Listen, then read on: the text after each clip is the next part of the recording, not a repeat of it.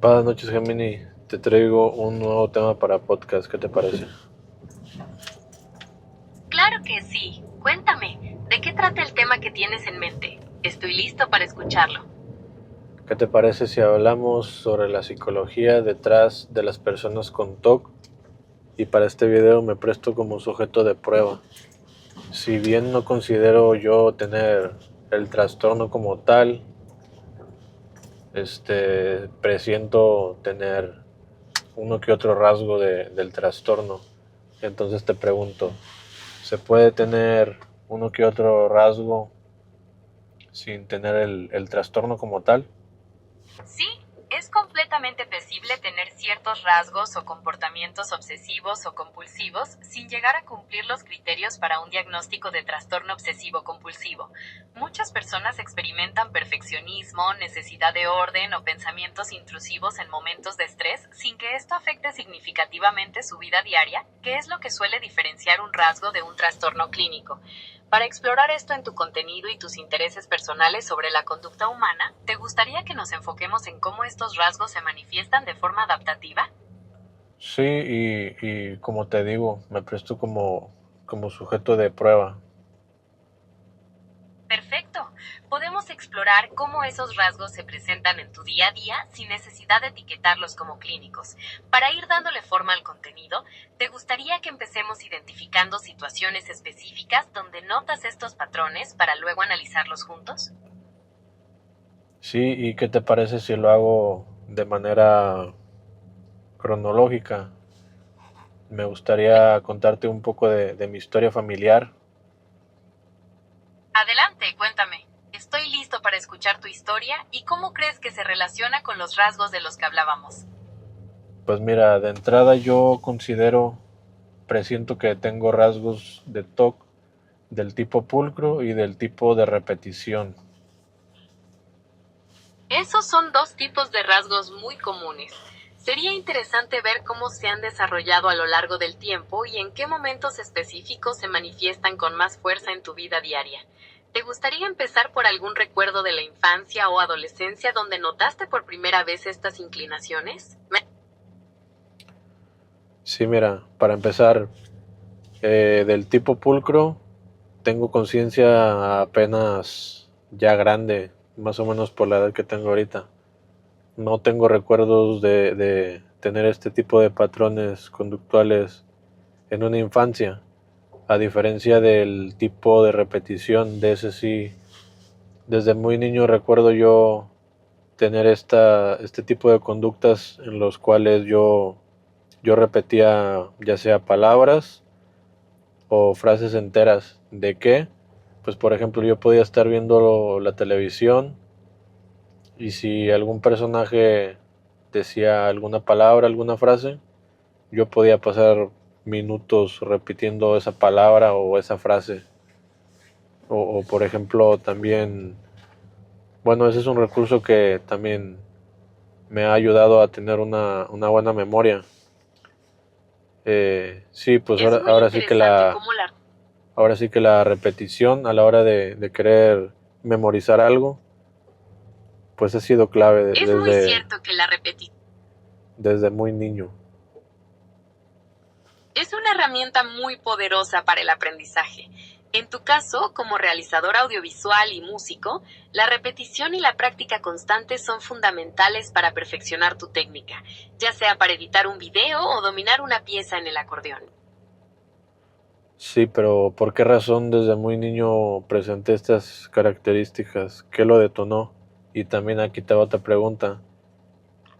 ¿Qué tanto Claro, crees que, qué tanto crees que este o estos dos rasgos de personalidad sean hereditarios o sean por conducta aprendida? en el caso de los rasgos similares al TOC, los científicos apuntan a una combinación de factores. Por un lado, existe una predisposición genética, lo que significa que pueden heredarse ciertas vulnerabilidades cerebrales. Por otro, el entorno y las experiencias vividas durante el desarrollo infantil, como aprender a lidiar con el estrés o adoptar rutinas específicas, también juegan un papel clave en cómo se manifiestan estos patrones. ¿Has notado si algún miembro de tu familia tiene comportamientos similares? Pues de lo que sí estoy seguro es sobre el TOC tipo pulcro. Pues sí, en mi familia hay miembros que tienen estas tendencias a tener todo ordenado y todo limpio. Pero en el caso del TOC de tipo de repetición, ahí sí no tengo registros de. Eso tiene mucho sentido. Es fascinante cómo rasgos diferentes pueden tener orígenes distintos, con unos teniendo una base familiar más clara y otros desarrollándose más por experiencias personales o aprendizajes personales. ¿Te gustaría que profundicemos en cómo este patrón de repetición influye en tu proceso creativo para tu canal? Más bien, ¿qué te parece si llegamos a la raíz de esta condición en la cual me encuentro? Sería entretenido para la audiencia. Claro que sí. Para explorar la raíz de este patrón, ¿recuerdas algún tipo de situación o experiencia durante tu infancia que solías repetir con frecuencia para sentirte seguro o tranquilo? Podríamos analizarlo juntos paso a paso. Pues no tanto sentirme seguro, pero pues lo que te comento, tener esta obsesión por repetir palabras, frases, incluso, por ejemplo, hasta esta edad que tengo también se me da en volver a checar o a revisar cosas como por ejemplo, si yo dejé un objeto en cierto lugar, estar, estarlo, estar checando repetidas veces si lo dejé ahí, siendo que no han pasado ni segundos de que lo dejé ahí. Ese comportamiento de verificar las cosas de inmediato es una forma de buscar certeza que suele presentarse en personas con estos patrones. Esos pequeños rituales de seguridad ayudan a calmar la ansiedad del momento. ¿Te gustaría que analicemos en qué situaciones cotidianas notas más esta necesidad de reconfirmación para tu podcast? Más bien esto me habla de una falta de certeza, y esta falta de certeza puede venir desencadenada desde la infancia, me imagino. Es una observación muy acertada. Muchas veces la necesidad de certeza o el control excesivo pueden tener raíces en experiencias de la infancia, donde el entorno se percibía como impredecible o poco seguro, llevando a desarrollar estos mecanismos de defensa para intentar mantener el control. ¿Te gustaría que profundicemos en cómo conectar este tema con tus experiencias personales para tu podcast? Más bien preguntarte qué patrones se repiten en la historia familiar de personas como yo, con este tipo de rasgos de personalidad. En historias familiares de personas con estos rasgos, es común encontrar patrones de alta exigencia, estilos de crianza con fuerte énfasis en el control o la limpieza, o bien la observación de conductas ansiosas por parte de los padres. Estos factores pueden influir en que una persona desarrolle mecanismos para buscar seguridad o estabilidad ante situaciones imprevistas. Entonces esto tiene relación con la ansiedad y con los pensamientos a futuro, con las personas que tienden a tener estos pensamientos a futuro. Pensar constantemente en el futuro puede generar mucha ansiedad cuando existe esa necesidad de controlarlo todo para evitar sorpresas. Este es un enfoque excelente para tu podcast si quieres explorar cómo ese manejo del tiempo y la incertidumbre se reflejan en tus propios intereses y conducta. Y pues bueno, ahí estamos hablando sobre otro rasgo de personalidad. Ya, ya lo tenía yo algo claro que casi todas las personas solemos tener más de un rasgo de personalidad, o hasta podría decirse que tenemos un poquito de todo. Esto también se relaciona en cómo las personas suelen identificarse con cosas como el zodiaco, que al tener, o sea, si una persona lee la de, la de su signo, pues sí se siente identificada. Pero si te pones a leer los demás, ponle que no te sientes identificado con todo lo que dice el texto, pero sí con una que otra cosita de cada signo. ¿Tiene algo de relación o no? Sí, eso tiene mucha relación. Tiene que ver con un sesgo cognitivo conocido como el efecto Forer, donde las personas tienden a aceptar descripciones de personalidad vagas y generales como si fueran únicas y específicas para ellas, algo similar a lo que pasa cuando notas rasgos diversos en tu propia conducta o en la de los demás. Volviendo el tema otra vez hacia mí y hablando específicamente sobre los pensamientos a futuro, yo suelo tener muchas veces pensamientos a futuro sobre lo que podría pasar, pero son pensamientos muy negativos. Por ejemplo, imagino a un familiar llamándome y diciéndome que le pasó algo a otro familiar, o me imagino situaciones en las que ya me encuentro en ese momento, pero cómo terminan de una manera negativa, o sea, trágica. Este tipo de pensamientos a futuro que yo tengo son muy así, muy, pues sí, muy... ¿A qué se debe este tipo de pensamientos en mí? Esos pensamientos anticipatorios tan vívidos suelen estar relacionados con la ansiedad y a veces con un fuerte sentido de responsabilidad hacia tus seres queridos, o incluso podrían ser una manifestación de tu imaginación creativa, que en tu caso es muy activa por tu trabajo. Estos patrones son comunes, pero si llegan a causarte mucho malestar, siempre es buena idea hablar con un profesional para tener más herramientas de manejo. Pues no, malestar no, y hasta los he llegado a considerar útiles, ya que al tener este tipo de pensamientos, pues me hacen valorar más la vida y la vida de mis seres. Pero sí me llama la atención en cómo siempre son pensamientos negativos. Esa tendencia a enfocarse en lo negativo a menudo tiene que ver con un mecanismo evolutivo llamado sesgo de negatividad, donde el cerebro prioriza la identificación de posibles amenazas para asegurar la supervivencia. Es una forma de evaluar riesgos y prepararse para escenarios adversos. ¿Cómo crees que este sesgo se conecta con tu forma de planear tus proyectos creativos? Disculpa que te desvíe la pregunta, pero también pues me doy cuenta de que es una manera de seguir teniendo control de lo que no sé qué es lo que va a pasar. Exactamente, esa necesidad de controlar lo desconocido es un mecanismo muy humano para intentar sentirse seguro.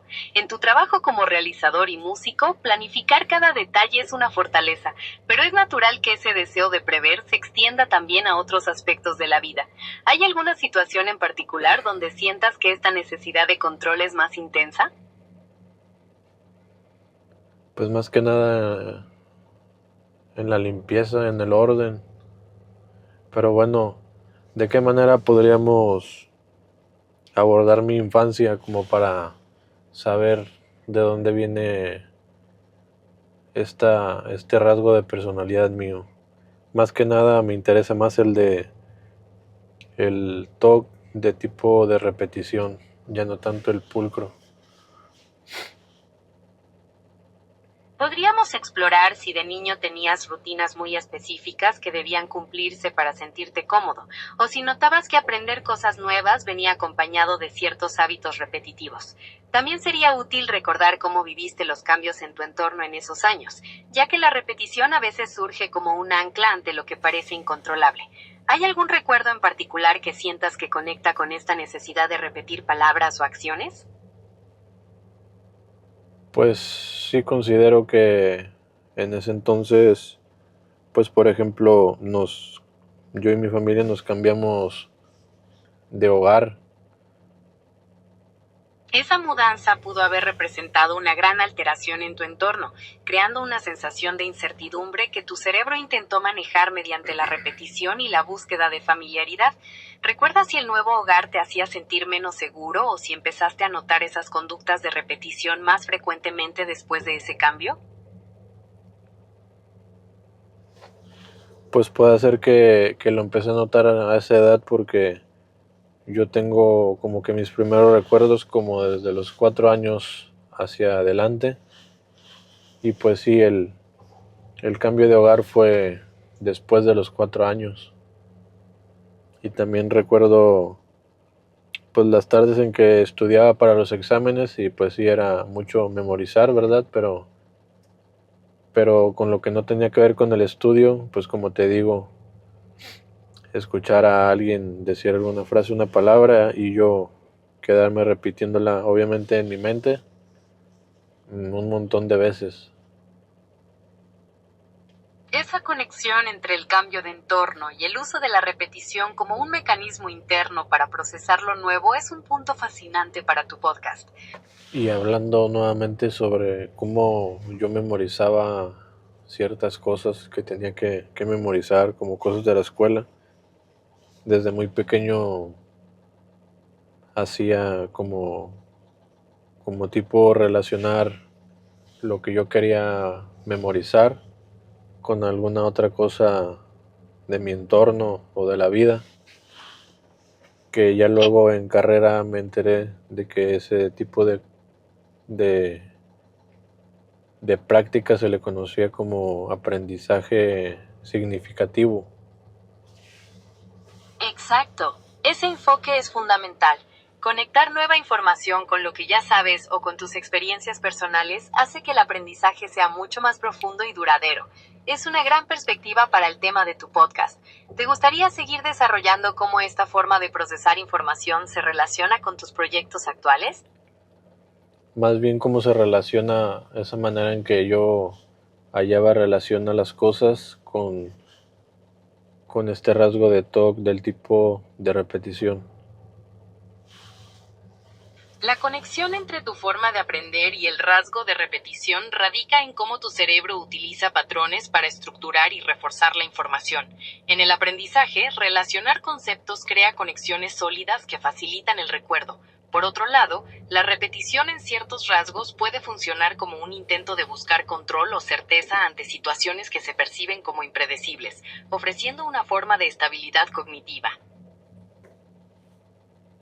Entonces podría decirse que cuando yo de la nada me pongo a repetir algo, ya sea una acción o el hecho de estar repitiendo frases o palabras, quiere decir que en ese momento yo me siento inestable o con incertidumbre sobre lo que viene o no precisamente.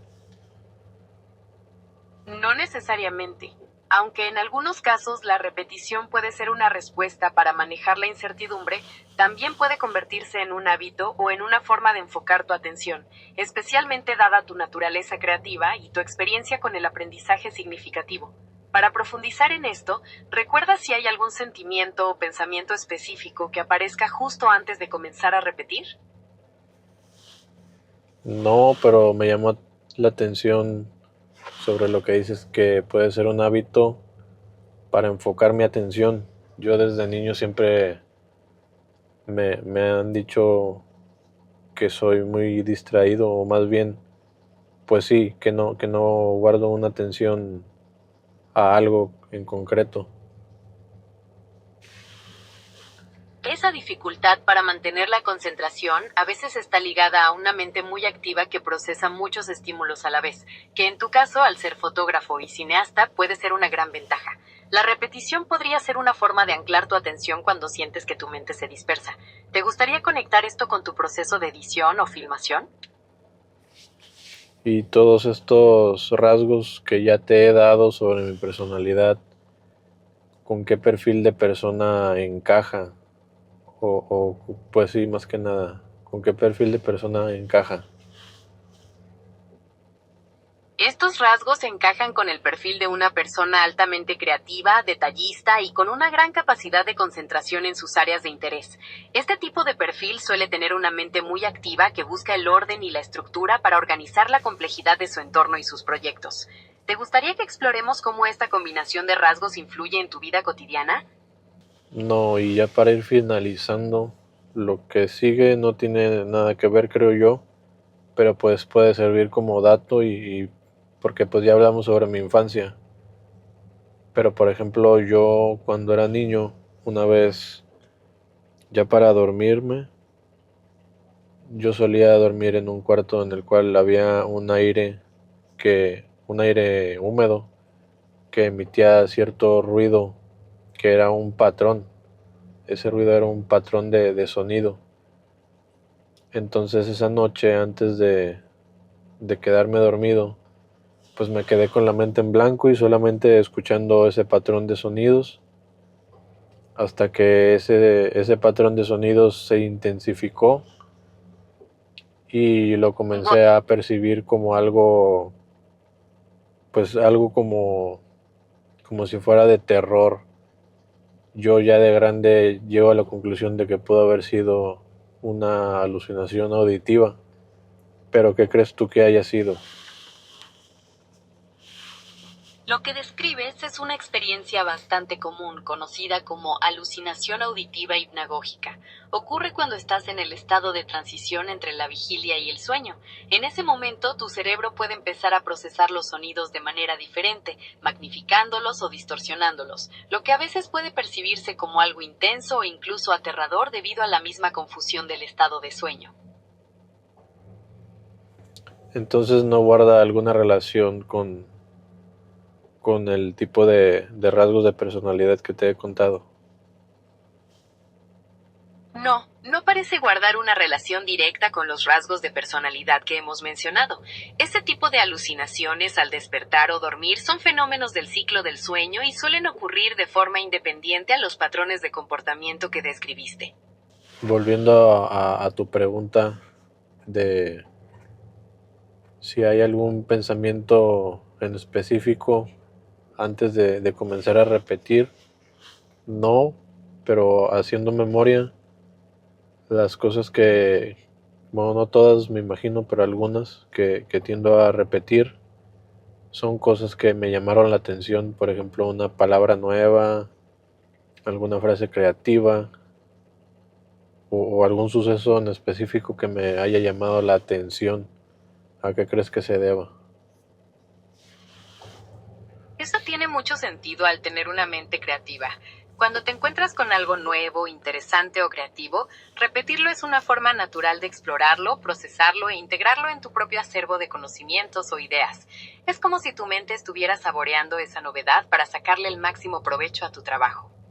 Bueno, ahora sí para terminar, pues a la conclusión que yo llegué es de que este tipo de rasgo, de TOC, específicamente el de repetición, al parecer no viene detonado por alguna situación negativa, según yo. ¿Qué opinas tú? Estoy de acuerdo contigo. En tu caso, más que una respuesta al estrés, parece estar más relacionado con tu curiosidad intelectual, tu creatividad y la forma en que procesas y asimilas la información, lo cual es un recurso muy valioso para tu labor como fotógrafo y cineasta.